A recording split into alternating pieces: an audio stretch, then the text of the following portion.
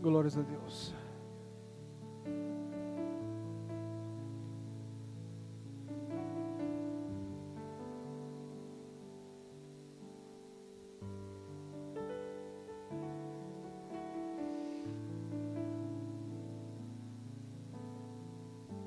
Vem para cá, meu patrão. Chega para cá, vamos orar. Vamos orar, gente. Deus, em nome de Jesus, nós apresentamos teu filho na palma das tuas mãos. Espírito Santo, vem abençoá-lo. Usa do teu filho poderosamente. Dá para ele todo o fundamento que o Senhor trouxer nessa noite. Qualquer que seja ele, nos abençoa. Fala conosco, Senhor. Entre a palavra profunda, simples, não importa, mas queremos ouvir a tua voz. Manifesta o teu poder, o teu dom que o Senhor tem usado sempre no teu filho. Mais uma vez, abençoa ele e abençoa nós através da vida dele. Em nome de Jesus, amém.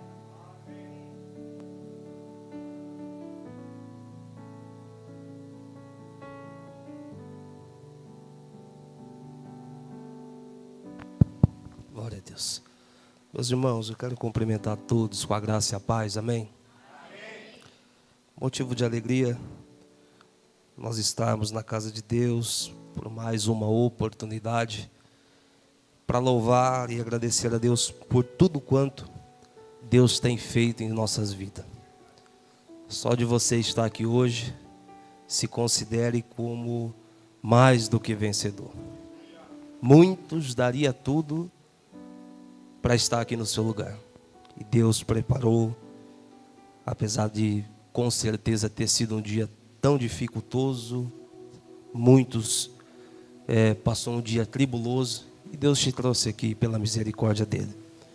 Quando nós vem para a igreja, vem para o culto, no intento de louvar a Deus, de oferecer o nosso melhor a Ele, não existe outra intenção a não ser nós recarregarmos as nossas baterias espiritual. E eu tenho certeza que Deus colocou no coração dos irmãos esse desejo de estar aqui para ouvir o que Ele tem para nós aqui essa noite. Deus tem uma palavra para minha e para a sua vida. Os irmãos que trouxeram Bíblia, por gentileza, abra comigo, segundo livro de Samuel, capítulo 23, o verso é de número 9. Segundo livro de Samuel, 23, vamos ler o verso de número 9 e o de número 10. Glória a Deus.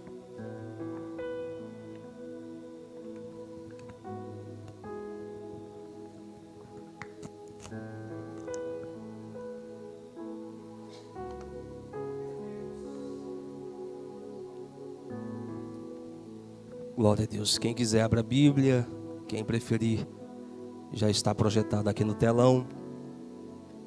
É essa palavra que Deus vai falar conosco hoje. Segundo o livro de Samuel, capítulo 23, o verso é de número 9, que diz assim: depois dele, Eleazar, filho de Dodô, filho de Aui, um dos 3 guerreiros que estavam com Davi, quando desafiaram os filisteus, que havia se reunido para a guerra.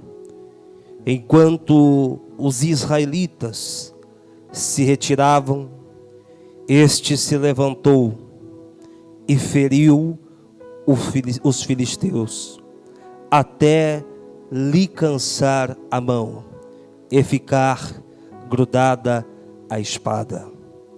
O Senhor deu um grande livramento naquele dia, e o povo voltou junto de Eleazar, apenas para tomar o despojo.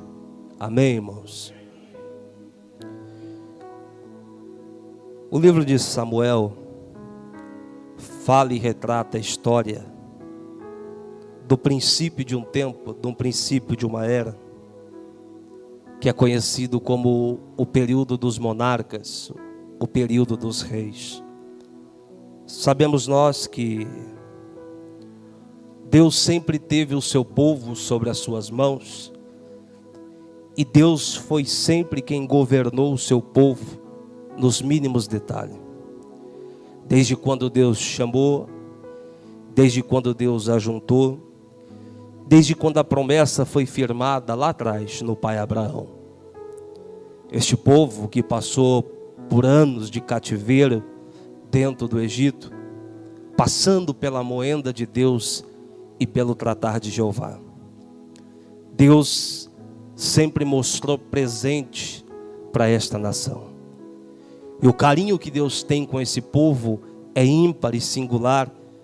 E em toda a Bíblia Deus expressa o sentimento que Ele tem com essa nação. Ele chama de meu povo, Ele chama de minha propriedade, Ele chama de menina dos meus olhos, Ele chama povo exclusivo. Esse é o povo de Deus. O povo de Deus, o povo israelita, nunca tivera um homem entronado para ser chamado de rei até este período, porque eles viviam em um governo teocrático. O que é isso? O governo de Deus. Era Deus que era o rei deste povo, e assim foi acatado por muitos anos. Mas diz a história que um dia os homens, cabeças de tribo, chegam até o velho profeta Samuel e diz para Samuel: Samuel, nós queremos também um rei que tenha coroa, que esteja sentado num trono. Esse negócio de Deus ser o nosso rei, Deus que nos governa, nós queremos ser como as outras nações. Até hoje nós nunca vimos Deus, não sabemos como Ele é, conhecemos o teu poder, mas não sabemos aonde encontramos Ele. Então nós queremos um rei, para que quando travasse a batalha, Ele pudesse ir à frente, representando o seu povo. E por ter reivindicado, Deus fala no coração do profeta: se é um rei que este povo quer, é um rei que este povo vai ter. Uma vez que o povo estava aclamando por um rei, eles estavam rejeitando o próprio governo de Deus. Em todo este tempo Deus está trabalhando. E diz a Bíblia que não muito longe dali, 45 quilômetros da costa noroeste de Jerusalém, lá na tribo de Benjamim, na casa de um homem por nome de Quis, Deus já havia preparado todas as coisas para que um moço daquela casa, por nome de Saul, pudesse se achegar até o povo de Israel. Diz a Bíblia que naquela casa, um dia pela manhã alguém acorda, e quando foi feita as contagens das jumentas, a qual Quis possuía, pois tinha muitos em sua posse, foi dado falta em 2 delas. E o homem daquela casa disse: olha, é necessário que um mancebo vá juntamente com alguém de experiência e saia à procura dessas jumentas para nós podermos achar. E ali estava Saul. Diz a Bíblia que Saul era alguém de aparência bonita, de um aspecto bonito, da cintura para cima se destacava no meio da multidão. Diz a Bíblia que enquanto eles estão procurando as jumentas, e passado muito tempo não havia achado, alguém lembrou dizendo: dentro da cidade existe um velho profeta. Entramos na cidade e vamos consultar o profeta. Iremos perguntar para ele onde é que estão as jumentas. Nós pegamos as jumentas e voltamos para casa. Mas enquanto o moço, juntamente com Saul, está entrando dentro da cidade, o próprio Deus já havia falado no coração do profeta Samuel: aquele que passar pela porta da cidade, este aí é o rei que o povo merece. Saul está entrando na cidade à procura de uma informação aonde é que estavam as jumentas. Mas enquanto isso, o povo estava esperando o novo rei de Israel. Quando ele chega, existe uma festa preparada. O povo recebe e aclama ele como rei. Mas quem conhece a história de Saul sabe que não se demora muito tempo para que Saul e o seu reinado, o seu apogeu, caia em descrédito perante Deus. Deus vai entregar algumas missões especiais a fim de conhecer o coração deste homem chamado Saul. Um dia Deus falou para Samuel: Samuel, diga para Saul reunir as suas tropas e descer até ao vale dos Amalequitas. Chegando lá embaixo no vale, a ordem de Deus é: exterminai tudo que exista dentro dessa cidade. Não vai ficar vivo mulheres, crianças, homens, nem menos animais, porque a ira e o pecado deste povo tem subido às minhas narinas. Saul se prepara o seu exército juntamente com os seus oficiais e vai até o vale dos Amalequitas. Porém diz a Bíblia que quando ele chega, ele fica surpreso e estarrecido, porque diz a história que era uma cidade bonita aos olhos. Quando Saul viu os animais dos Amalequitas, os olhos dele se encheu e disse: pois eu nunca tivesse visto antes animais tão bonitos, animais tão bem tratados, tão bem cuidados. E Saul chama o rei daquela nação, por nome de Agag, para fazer uma aliança com ele. E já totalmente sem direção, descontrariando o que Deus havia lhe mandado, desobedecendo aquilo que Deus ordenou. Ele faz uma aliança com o rei, mas Deus já falou no coração do Samuel, o velhinho profeta Samuel: diga para Saul que a partir de hoje ele não é mais rei deste povo. E diga para ele que a partir de hoje eu vou escolher e procurar um rei para esta nação. Mas esse rei vai ser diferente. Vai ser um rei segundo o meu coração. Vai ser um rei que tem intimidade comigo, que ouve a minha voz, que sabe do que eu quero, que sabe e conhece os meus caminhos. Quando Samuel entrega para Saul, a ira deste homem se acende de tal maneira. E lá vai o velho profeta Samuel à procura do novo rei para este povo. Deus falou para Samuel: Samuel, tu vai até Belém, na casa do patriarca por nome de Jessé. E lá dentro desta casa eu já escolhi o rei para o meu povo. Diz a Bíblia que Samuel chega até a casa de Jessé. Jessé fica surpreso, porque naquele período um rei só ia na casa de alguém, aliás, um profeta só ia na casa de alguém por dois motivos: ou para levar uma palavra de benção, ou para levar uma palavra de sentença. Por isso que quando Jessé vê o profeta Samuel, ele diz: a sua vinda é de paz ou a sua vinda não é de paz? E o profeta diz: a minha vinda é de paz. Deus mandou eu vir aqui, Jessé, porque de dentro desta casa ele vai escolher um rei para o seu povo. Neste período, o exército de Israel estava em uma trégua de paz contra o exército dos filisteus. E é por isso que você vai enxergar os filhos de Jessé ociosos dentro de casa, porque eles eram homens de guerra, eram homens que estavam sobre a guerra, eram homens preparados para a guerra. E quando o profeta se achegou na casa, Jessé começou a apresentar os seus filhos um por um, e diz a história que quando vai passando um deles, o Samuel olhou para ele e disse: é esse aí, Senhor, o rei deste povo. Dá uma olhada para ele, o jeito que ele é, a aparência dele, eu tenho certeza que é ele. E Deus fala no coração do velho profeta: Samuel, você está olhando como os homens olham, Samuel, porque os homens enxergam por fora, mas eu sou um Deus que conhece o coração. Pode até aparecer que tem jeito de rei, mas o coração não é de rei. Samuel olha para Jessé e diz: mas porventura será que dentro desta casa não existe mais ninguém?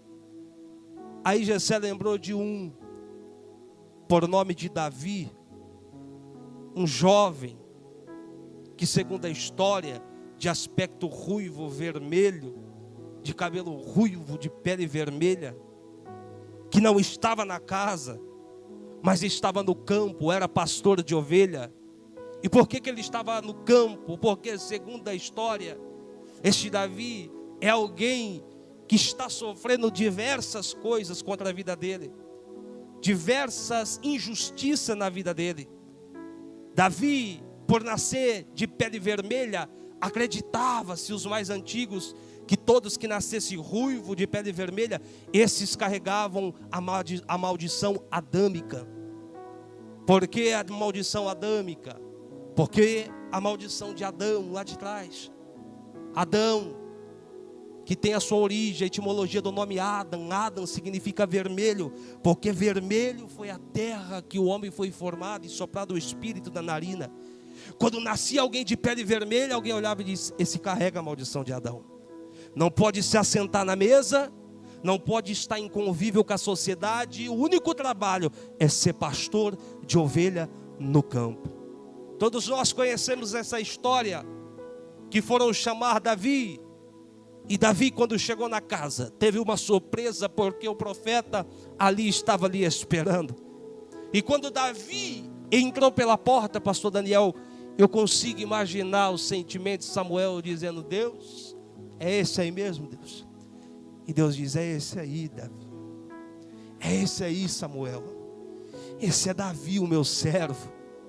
Segundo as suas características, alguém franzino, apenas um garoto, sem aparência nenhuma de rei. Mas o Deus que conhece o coração e não olha por fora, olhou e disse: é esse o meu servo.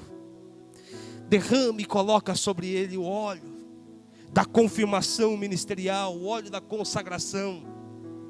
A unção de Davi que ele carregou na vida dele e no ministério dele era algo tão grande, mas tão majestoso, que Deus iria de ter reservado para ele, que foi impossível Deus derramar em uma única vez. Deus dividiu em 3 etapas na vida de Davi.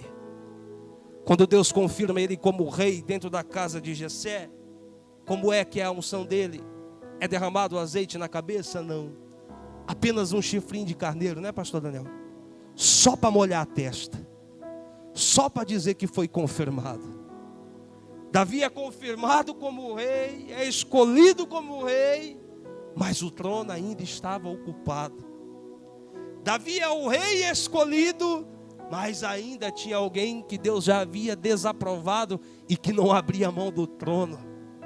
Davi, por ser muito humilde, servo de Deus, volta a fazer o que ele sempre fez: cuidar de ovelhas, esperando o tempo de Deus.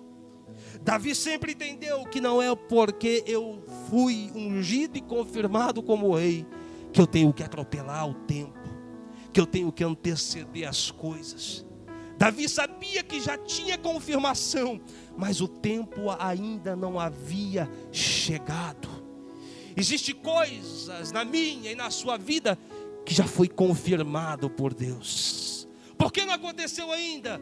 Porque nós estamos debaixo de um tempo, esperando para que essa promessa se cumpra, esperando o tempo de Deus para que as coisas aconteçam.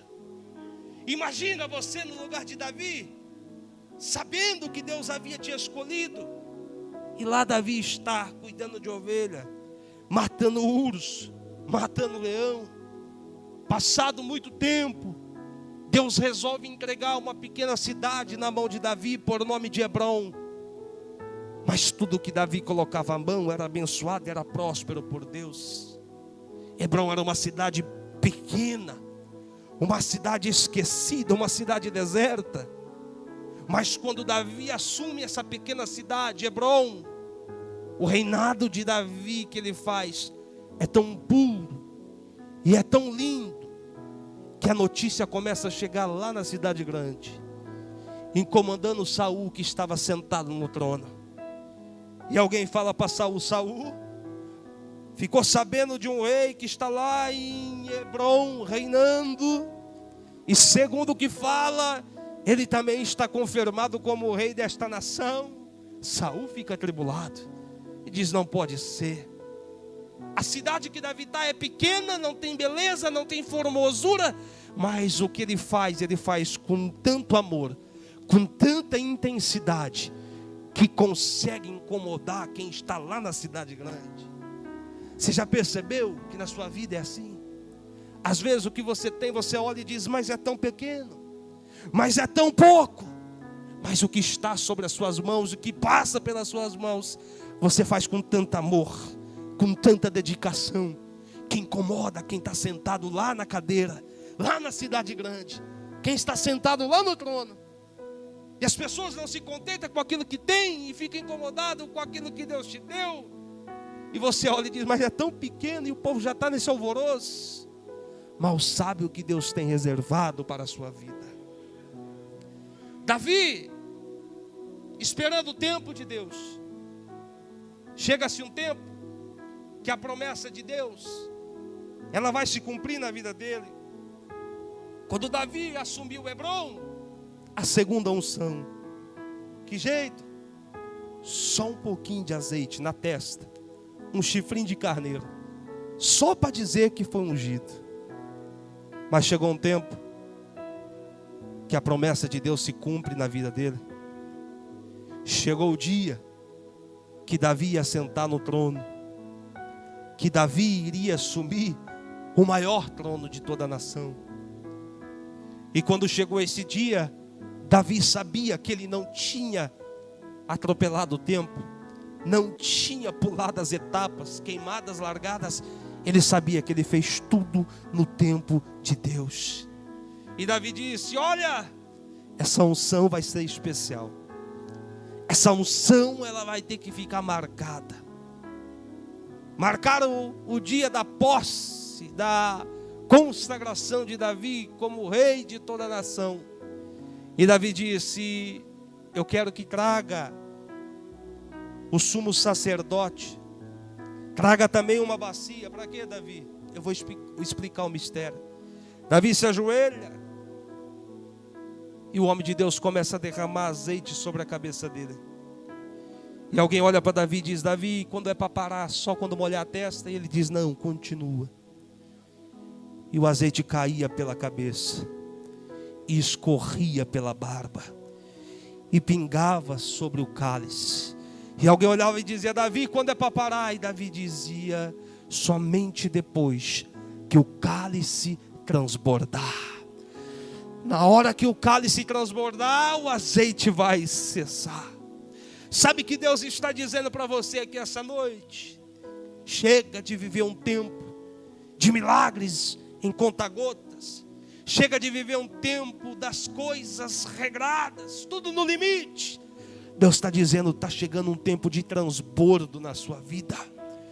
Está chegando um tempo de transbordo sobre a sua história.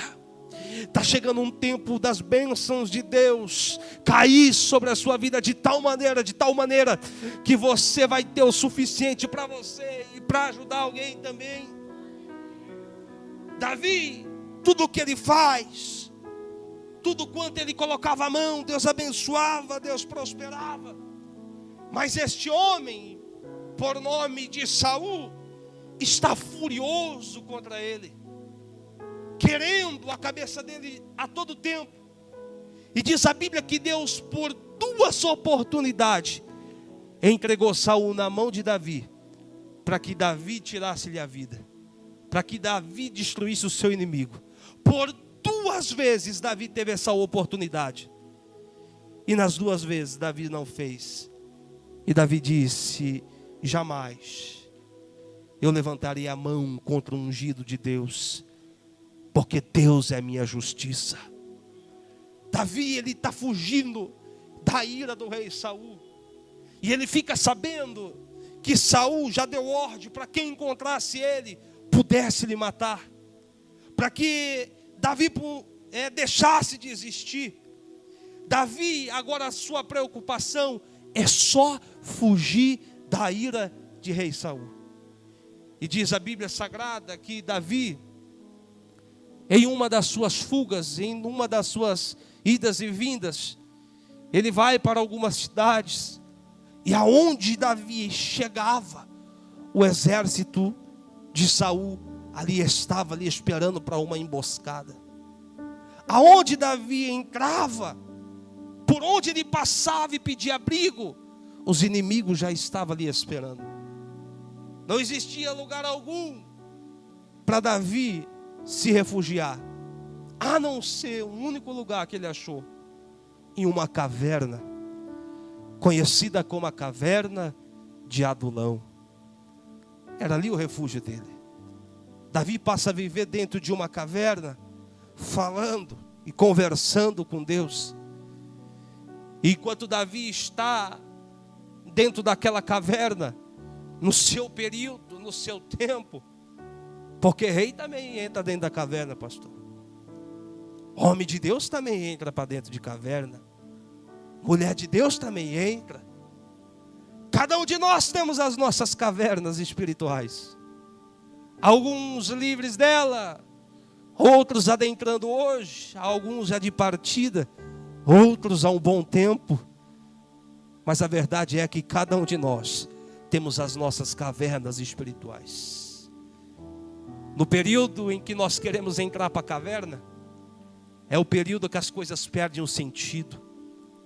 É o período que as forças, elas se esvaziam. É o período que o fogo que queima no peito, como fogo cerrado, parece que já não queima mais. O desejo que outra hora sentia parece que já não existe mais. A força do primeiro amor que um dia nós sentimos parece que começa a perder essa força. Quem de nós não passamos pelas nossas cavernas? Ou caverna. E quando chega esse tempo, pastor, tudo que o profeta quer, tudo que o homem de Deus quer, é ficar quieto em solidão dentro da sua caverna.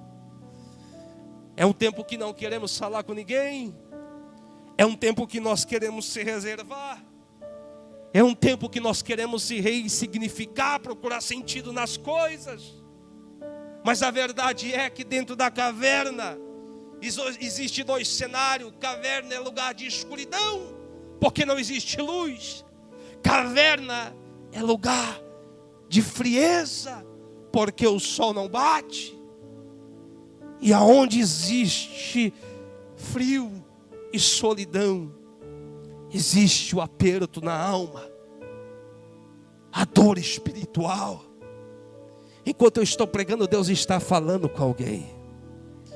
Enquanto eu estou pregando, Deus está ministrando no coração de alguém, aleluia. E Deus está dizendo aqui essa noite, através dessa palavra, eu decidi hoje passar dentro dessa igreja. Eu decidi hoje visitar a sua caverna, em nome de Deus. Eu decidi hoje, mulher de Deus, visitar a sua caverna. Por quê? Porque você não está sozinho nela, aleluia. Você não está sozinho nela. Enquanto você está dentro dela, Deus está dizendo, eu estou conversando contigo. Eu estou falando com você e você não percebeu ainda. Enquanto você está reclamando de tudo, Deus está dizendo, eu continuo aqui do seu lado, para poder te ouvir, meu filho, para poder te ouvir, minha serva. O que é que está acontecendo? Davi está dentro da caverna de Adulão, sozinho, procurando abrigo, procurando refúgio, com medo da espada de Saul. E enquanto Davi estava sozinho na caverna dele, vivendo a fase dele, de repente Davi ouve alguém batendo na caverna, batendo palma, gritando, não sei. E Davi sai para fora e alguém diz, és tu, Davi? Sim.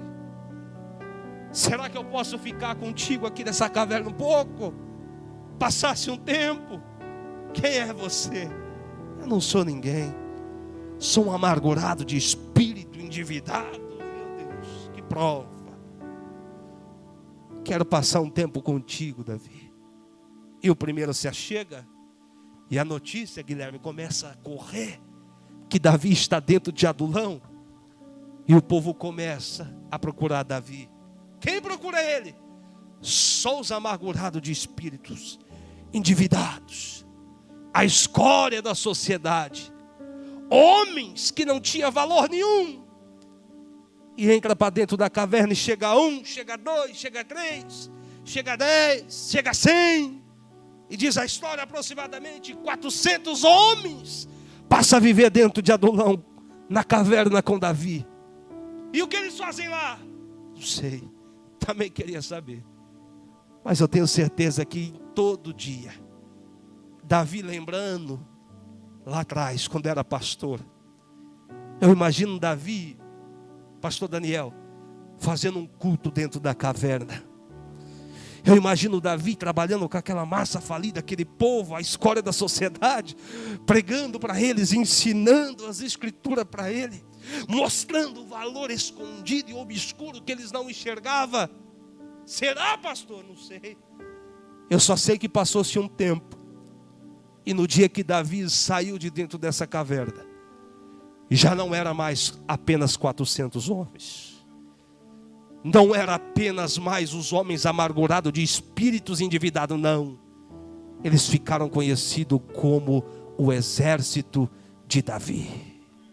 Como assim? Dentro da caverna, eles aprenderam sobre batalha. Dentro da caverna, eles aprenderam sobre o que é atacar. Dentro da caverna, eles aprenderam o que é defender. Você está entendendo o que Deus está dizendo?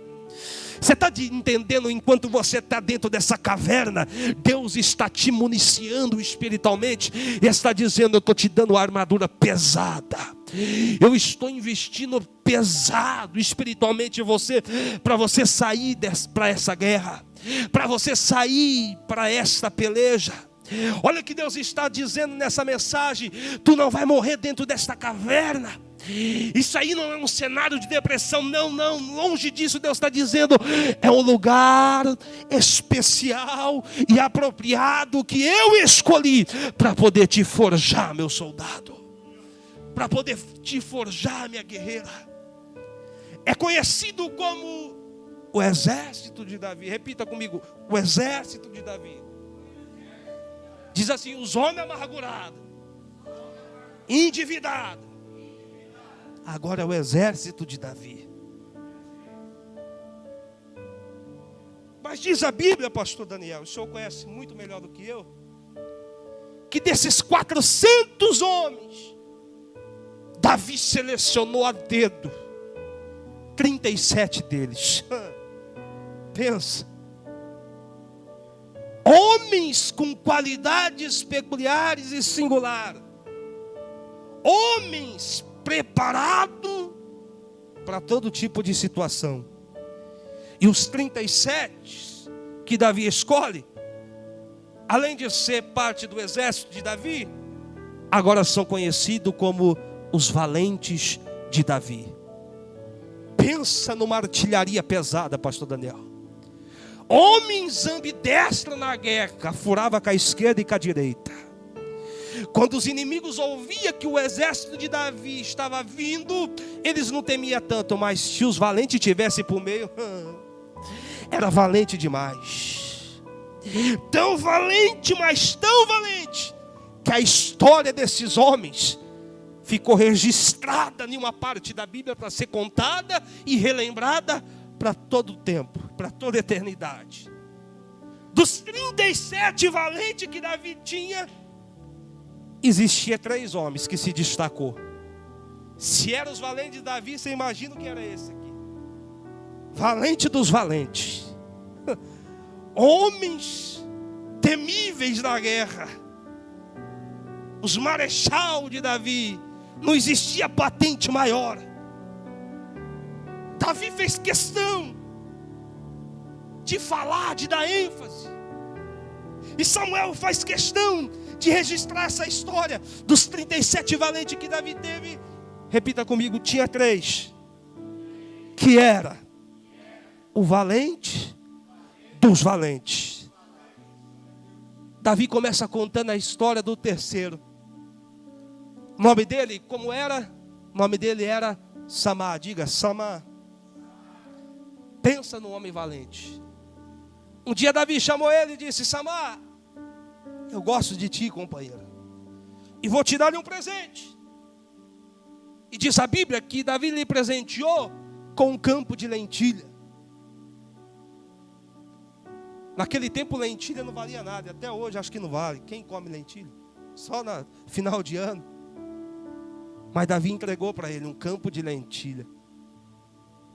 E Samá não olhava para aquilo que estava plantado, mas olhava pelo sentimento que Davi teve compaixão de entregar um campo deste na sua mão. E tudo que Samar tinha era apenas esse campo de lentilha. Era o valor dele, era o que ele tinha. Mas diz a Bíblia, a história dele está aqui, que um dia o exército filisteu se levantou contra o povo de Israel e vieram para poder tomar o campo de lentilha que Davi deu para Samar. E diz a Bíblia que sozinho Samar colocou um exército para correr em fuga. E ele disse: não, esse campo é meu. E o exército inimigo disse: não, mas agora será nosso. E Samar disse: só vai ser seu se você me matar. Quem vai enfrentar? E sozinho, diz a história, que ele colocou um exército para poder correr. Sabe o que Deus está te dizendo aqui nessa palavra? Cada um de nós temos o nosso campo de lentilha. Aleluia. O que é o meu campo de lentilha, pastor? É aquilo que as outras pessoas não dão nada, mas você olha e diz: eu dou tudo. É como a mãe que olha para um filho perdido nas drogas e a sociedade já condenou e disse: não tem mais jeito. Mas a mãe está ali firme, orando e dizendo: Deus, é o que o Senhor me deu nas minhas mãos, aleluia. E a mulher de Deus disse: eu não abro mão, eu não abro mão, eu não abro mão. O inimigo dizendo: nós vamos matar. Para matar tem que me matar primeiro. E luta com todo o ímpeto da alma, e luta com toda a força. Tudo que o exército inimigo quer é que você abra a mão nessa noite do seu campo de lentilha. Mas Deus tem uma palavra do céu para você aqui essa noite. E Deus está te dizendo aqui nesta mensagem: não abra mão daquilo que Deus te confiou. Não abra mão daquilo que Deus te entregou. Não abra mão da sua casa. Não abra mão dos seus filhos. Não abra mão do seu emprego. Não abra mão daquilo que Deus te entregou.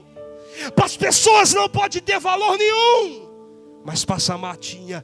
É o meu campo de lentilha. O segundo maior valente que Davi teve, o nome dele é Josebe-Basebete. Repita aí comigo, vai. Josebe-Basebete. Pensa também num homem valente. Meu Deus, tão valente, mas tão valente, que lavar os filisteus de novo, lutar contra o povo de Deus. E diz a história que este homem sozinho, com um aguilhão de bois sobre as suas mãos, ele feriu 800 soldados, sozinho, no meio de uma guerra. Será que o cabra é valente ou não? Josebe-Basebete. Mas existiu um que era o valente do valente dos valentes. Aleluia. Pensa, valente dos valentes. Não é o John Wick, não é ele não. Qual é o nome dele, pastor? Eleazar, repita comigo, Eleazar. O valente dos valentes dos valentes. Pastor, o que ele fez de tão importante? O exército filisteu novamente se levanta contra o povo de Deus. E diz a Bíblia que nesse dia os dois exércitos de Israel e os filisteus estavam entrinchados em guerra, pronto para uma peleja. Mas quando o povo de Israel, o exército israelita, viu o tamanho do exército filisteu, eles ficaram amedrontados. E diz a história que eles fugiram da guerra, mas ficou um para trás. Quem era, pastor? Eleazar. O valente dos valentes dos valentes. O exército era grande, mas aquele que estava com Eleazar era maior ainda. E segundo a história, alguém olhou para ele e disse: olha, você tem uma alternativa, aleluia. Ou você se entrega e vai ser o nosso escravo juntamente com o seu povo, ou você vai sair daqui morto, porque não tem mais para onde correr. Mas Eleazar sabia o que corria nas veias dele. E sabia que Davi não tinha ali escolhido, não era por um acaso. E tomado da autoridade de Deus, tomado do poder de Deus, Eleazar olhou para o exército inimigo e disse: olha, é o seguinte, eu não me entrego, eu não dou o meu povo, e eu tenho a certeza que dessa peleja só vai sair um vitorioso. Imagina o exército inimigo olhando e dizendo: Tu tá sozinho, cara. Quer o quê? Ele diz, mas eu confio que está comigo. Quando eu leio essa história, eu sinto uma comunhão tremenda, me emociono, porque eu consigo imaginar, pastor, a história. Eu imagino Eleazar colocando a mão na sua espada, riscando a linha no chão e dizendo, se passar daqui, o negócio vai ficar feio. E diz a história que uma guerra começa.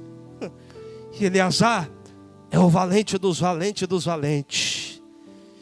E com a sua espada, ele começou a ferir os inimigos. Vinha um primeiro e ele furava com a espada. Vinha outro, furava. E segundo a história, começou a vir muitos e muitos soldados.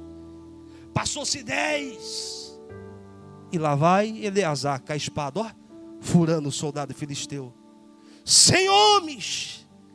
E lá vai ele com a espada. Espada entrando e saindo a todo tempo. Com as duas mãos.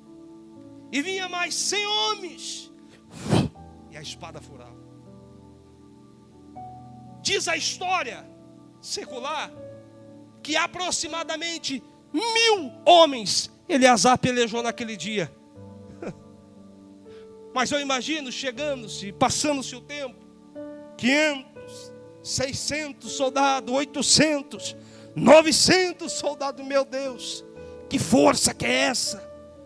Mas vai passando-se o tempo e ele está lá na guerra, com a espada em punho, furando o inimigo, e dizendo, a canseira está chegando, mas eu ainda tenho força para estar de pé na peleja. Tem gente que deu glória porque entendeu, aleluia. Deus está dizendo para alguém, pregando no coração de alguém aqui essa noite, eu sei que a prova chegou sem avisar, a adversidade chegou sem avisar, eu sei que essa situação está te fazendo cansar, mas Deus está dizendo, não para de lutar, meu filho. Não para de lutar, minha serva. Pastor, eu acho que não vou aguentar, não vou suportar. Na minha casa está tudo sobre os meus ombros, é tudo para mim, é tudo sobre mim. Eu estou sobrecarregado. Deus está dizendo, não pare de lutar. Não pare de pelejar. A coisa apertou no meio da guerra, Deus está dizendo, continua pelejando, continua guerreando. Ah, pastor, o senhor não sabe o que está acontecendo na minha vida. Se o senhor soubesse, o senhor não falava uma coisa dessa. Deus está dizendo, eu te conheço no íntimo da sua alma. Eu sei o que você está passando. Eu sei como tem sido os seus dias por essa semana. E Deus está dizendo, fica tranquila, meu servo. Enquanto você peleja, eu sou o seu refrigério. Enquanto você guerreia, eu te derramo força do céu. As forças estão se esgotando, Deus está dizendo, mas tem bálsamo do céu para a sua vida. Tem força de Deus para a sua vida, aleluia.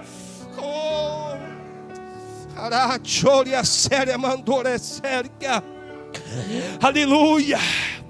Cutuca esse irmão que está do seu lado, cutuca ele e fala, não para no meio dessa guerra, diz para ele, não para no meio da peleja, diz para ele, tô cansado, descansa, mas continua pelejando. Eu sinto que Jesus está aqui nesse lugar. Eu sinto que chegou soldados feridos dentro dessa casa aqui hoje. Eu sinto que as pessoas chegaram aqui hoje dizendo, Deus, fala comigo como o Senhor tem falado nos outros cultos. Eu sinto que teve pessoa que entrou aqui hoje e diz, Deus, hoje eu preciso de uma resposta do céu. E sabe qual é a resposta de Deus para a sua vida? A bateria já estava quase 0%. Já estava assim, ó, piscando, dizendo, vai desligar. Vai desligar. E o conector do céu desce aqui hoje na sua vida. Deus está dizendo, eu estou dando energia, eu estou carregando a sua bateria espiritual. Aleluia, aleluia, oh glória. Eleazar está no meio da guerra, pastor. Feriu 999 soldados. Quando chegou no último, a canseira bateu de verdade. as pernas não aguentavam mais, as forças tinham se esgotado. Chega uma hora que ele fura o último soldado. E quando ele mata, ele olha aquele exército todo derrubado. Ele olha e diz: agora é a hora de eu descansar e parar da guerra. Agora é a hora de eu tirar o meu refrigério, porque eu não tenho mais força. Imagina um homem enfrentar um exército de 1000 homens, olhar para o cenário dele e diz: Deus, ainda que eu quisesse continuar. Imagina ele olhando para o cenário e dizendo: Deus, se tivesse mais um filisteu aqui, eu não aguentava lhe ferir, não aguentava mais, Senhor. Cheguei no meu limite, ó Deus. Estou estagnado, as minhas forças se acabaram. E lá vai Eleazar, o homem todo ataviado, com a sua indumentária de soldado, todo preparado para a guerra. Mas depois de ter ferido um exército inteiro, ele vai se descansar, parar no meio da guerra, porque não tem mais força. Mas antes de parar, o soldado no meio da guerra parar para poder descansar, seja no quartel-general, seja onde for, existia um ritual entre os soldados, um costume entre eles, que para poder parar no meio da guerra, tem que primeiro tirar a indumentária de soldado. Eu imagino o pastor Daniel, o Eleazar, sentado sobre uma pedra, debaixo de uma sombra de carvalho, quem sabe, e ele arrancando toda a sua indumentária, começando pelo capacete, desafivelando, tirando o capacete, dizendo: eu cansei e vou me parar nessa guerra. Eu imagino ele arrancando o seu peitoral, desabotoando e dizendo: eu me cansei, agora eu vou descansar e parar no meio desta guerra. Eu imagino ele tirando as suas canileiras, as suas botas, deixando de lado e dizendo: ah, como isso é bom parar. Eu vou descansar e parar no meio da guerra. Eu imagino ele tirando toda a indumentária de soldado, seu fardamento. E quando ele vai tirando, despindo de tudo, ficando mais leve, ele diz: agora eu estou preparado para poder parar no meio desta peleja e parar no meio desta guerra. Mas ainda faltava a última peça da indumentária do soldado. Faltava a última peça, a última delas, para ele ficar de vez livre, para poder parar e estacionar no meio da guerra. Qual era, pastor? Pergunta para mim, qual era, pastor? Faltava apenas a espada, pastor Daniel. Tinha arrancado tudo, despido tudo. Era só largar a espada e ele estava pronto para descansar e parar no meio da guerra. Mas a Bíblia Sagrada diz, onde que nós lemos, quando ele sentou e quando ele abriu as mãos para poder soltar a espada ficou grudada na mão dele. Não, você não entendeu. Eu imagino ele abrindo a mão para poder soltar a espada, e diz a Bíblia Sagrada que a espada ficou grudada na mão do soldado. Aleluia. Eu imagino ele chacoalhando a mão dizendo: solta a espada. E a espada ficou grudada na mão dele.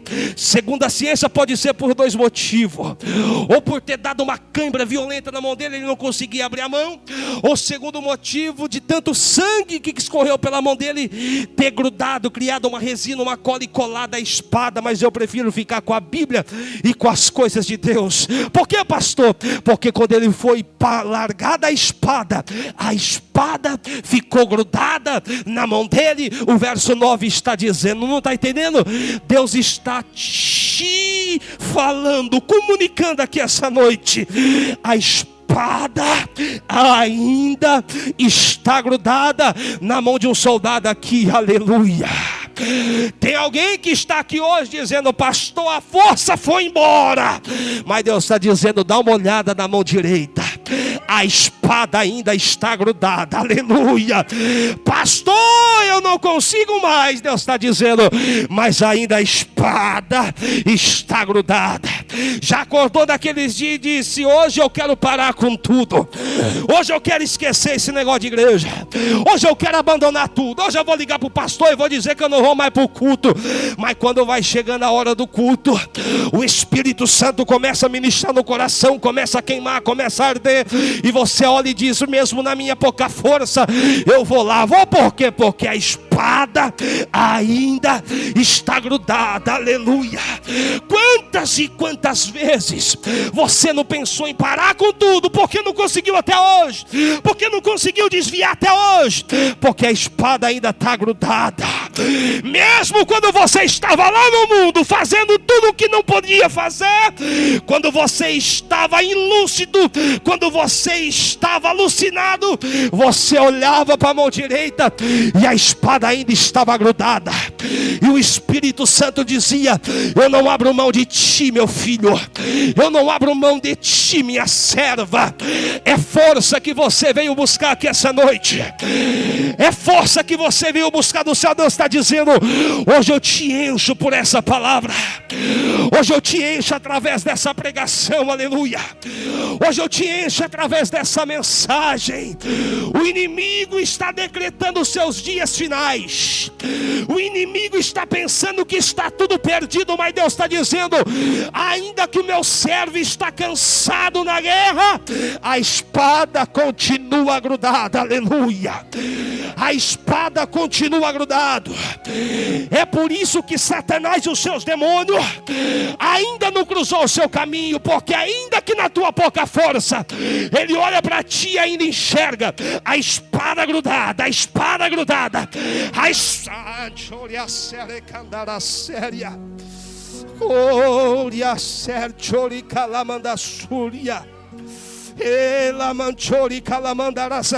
O Espírito Santo está pregando para alguém aqui essa noite, e Deus está dizendo: enquanto você está aqui, enquanto você está ouvindo essa mensagem, enquanto você está dando glória, Deus está dizendo: eu estou te enchendo. Uma unção nova é derramada sobre a cabeça de alguém aqui. Quantas vezes o diabo olhou e disse: é o final da história dele, é o final da história dela. Mas a espada ainda está grudada, a espada ainda está grudada, a espada ainda está grudada. Oh, aleluia. É por isso que você não entende. Tem dia que você está desanimado, numa dificuldade danada, e de repente as irmãs estão lá fazendo o serviço de casa, colocam um louvor para poder ouvir, e o Espírito começa a encher, e o Espírito começa a visitar, e o inferno olhando e dizia: mas até agora estava desanimado, que negócio é esse? Já está dando glória? É que a espada está grudada, pastor. Oh, aleluia. Oh, glória a Deus. Aleluia. Quantas e quantas vezes nós pensávamos que era o final da linha, o final da história, mas existia algo dentro de nós que não deixava nós parar. É a espada que está grudada, é a espada que está grudada. Alguém olhou para sua família e disse: é melhor desistir, é melhor parar. Mas ainda Deus está dizendo aqui essa noite: eu ainda estou vendo espada grudada na mão da mulher de Deus. Eu ainda estou vendo uma espada grudada na mão do homem de Deus. É o meu filho, é minha filha, é o meu soldado. Só está cansado no meio da guerra, aleluia. Só está desanimado no meio desta peleja. É só a força que esgotou e foi embora. E Deus está dizendo: mas a espada está grudada. A força foi embora, é verdade, mas a espada está grudada. A força não existe mais, mas a espada ainda continua grudada. Deus está dizendo para alguém aqui essa noite: você vai sair daqui hoje em posse desta palavra. Você vai sair daqui hoje transformado por essa palavra. Você vai sair daqui hoje, quando você estiver passando por suas dificuldades, adversidade, você vai olhar e vai dizer: existe uma força que não vem de mim. É o que? É a espada que está grudada. Oh, aleluia. A espada é o símbolo máximo de um guerreiro para poder defender ou atacar. A espada na vida do crente é o símbolo máximo de autoridade para você se colocar de pé e para as pessoas poderem enxergar Deus através da sua vida. E tem crente aqui essa noite dizendo: eu vou soltar da espada. Aleluia.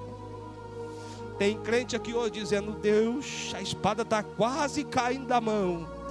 E Jeová está dizendo: fica tranquilo, meu filho, a espada está grudada. Não foi grudado nesta terra, meu filho. Não foi grudado com cola tenaz nem superbonde, não. Foi grudado com a cola de Jeová do céu. E a cola que Deus gruda, meu filho, não tem Satanás que arranca da mão. Não está entendendo? Eu vou melhorar para você dar um glória ao terminar. Deus está dizendo aqui essa noite: o que eu coloquei nas suas mãos, não tem demônio na terra nem no inferno que vai tirar o que eu coloquei sobre as tuas mãos. O que foi dado para a sua vida, o dom que Deus estabeleceu no seu ministério, o dom que Deus colocou na sua cabeça, não tem inferno e nem potestade que vai tirar das suas mãos. Por quê?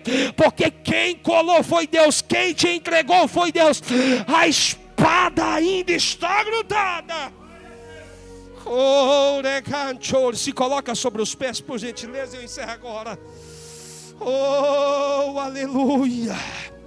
Será que você pode pegar na mão desse crente que está do seu lado, aleluia, e dizer para ele, olhando dentro dos olhos dele, dizer assim: a espada ainda está grudada? Diz para esse irmão, diz assim para ele: não desista não, profeta, não desista não, homem de Deus, mulher de Deus, não desista não, a espada ainda está grudada. Tem vitória de Deus para a sua vida, tem vitória de Deus para a sua casa, tem vitória de Deus para o seu ministério. Existe um rebuliço espiritual que está acontecendo. Deus está dizendo: existe um rebuliço dentro deste vale que você não está entendendo nada. E Deus está te dizendo essa noite: a espada está grudada. Alguém olhou e disse: não tem mais jeito. Deus está dizendo: tem jeito sim. Alguém olhou e disse: vai parar. E Deus está dizendo: não, tem força do céu. A espada está grudada ainda. A espada ainda está grudada. Oh, aleluia.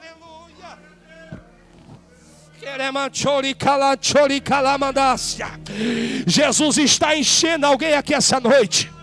Se você tem um glória a Deus na boca e veio para entregar a Ele, dê um glória para Ele. Se você veio para poder sentir algo diferente, Deus está dizendo: abra a boca. Enquanto você está adorando, Deus está te enchendo. Tem uma unção espiritual caindo nessa igreja, e algumas pessoas vão começar a receber dela. E enquanto você recebe, Deus enche. Deus enche, Deus enche, Deus enche.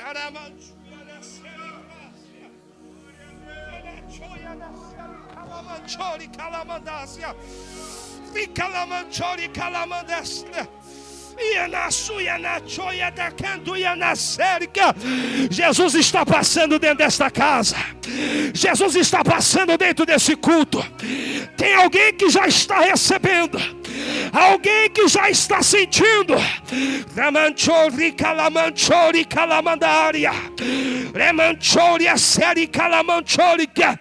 A espada está grudada, soldado.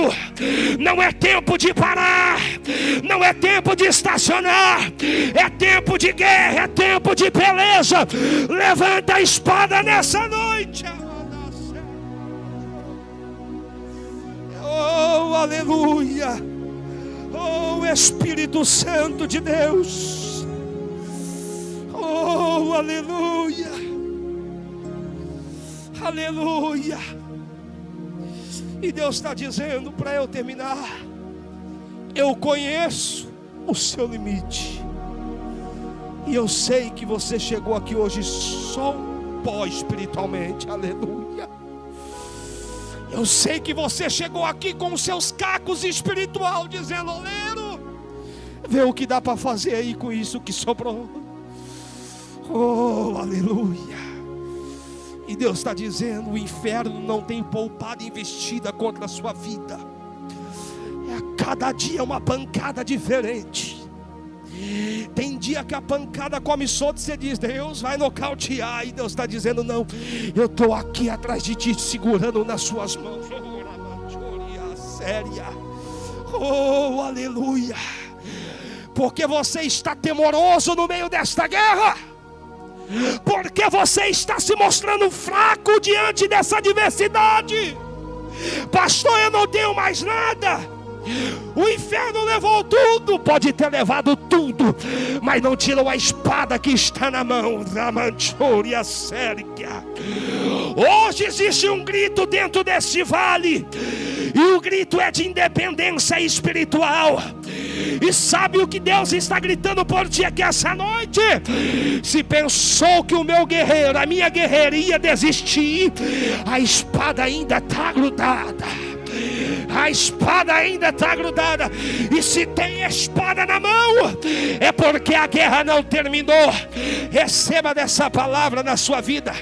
Você que está na internet assistindo, receba dessa palavra também.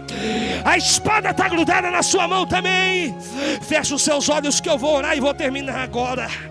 Soberano Deus, eterno Pai que estás no céu, nós te louvamos, Senhor, nós te agradecemos por tudo quanto o Senhor falou aqui hoje, ó Pai.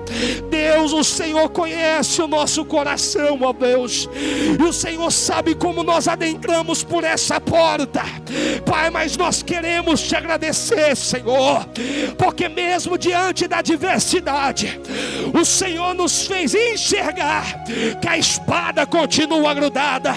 E se a espada está grudada, Senhor, nós não vamos desistir, nós não vamos retroceder, nós não vamos recuar, não, Senhor.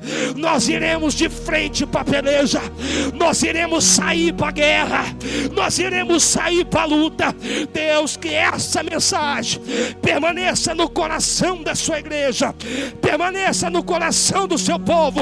Nos enche, Senhor, nos enche, ó Pai, o nosso espiritual. E nós te louvamos, Senhor, e nós te agradecemos por tudo. E a igreja que é soberana e crê nessa palavra, dê uma salva de palma bem alegre para Jesus. Deus abençoe.